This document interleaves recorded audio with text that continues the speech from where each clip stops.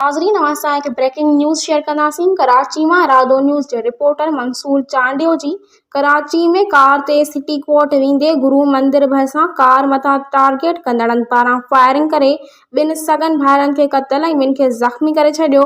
वाक़िए जो CCTV footage रादो news जे reporter Mansoor Chandio हथु करे वरितो। असां हिकु दफ़ो ॿीहर ब्रेकिंग न्यूज़ शेयर कंदासीं। कराची मां कार ते सिटी कोर्ट वेंदे गुरु मंदिर भरिसां कार मथां टारगेट कंदड़नि पारां फायरिंग करे ॿिनि सगन भाइरनि खे क़तल ऐं ॿिनि खे ज़ख़्मी करे छॾियो। सीसीटीवी फुटेज में टारगेट कंदड़नि खे कार मथां वाज़े फायरिंग कंदे ॾिठो थो वञे।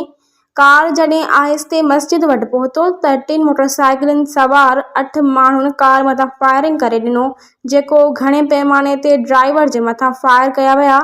उन्हनि फायरिंग जे नतीजे में 2 सगा भाइर क़तल थी विया ऐं 2 ज़ख़्मी थी पिया ऐं हिकु बची वियो। फौत थियलनि जा नाला वाजिद ऐं शान तौरु सुञाणप थी आहे, जेके लसबेलो जा रहवासी हुआ।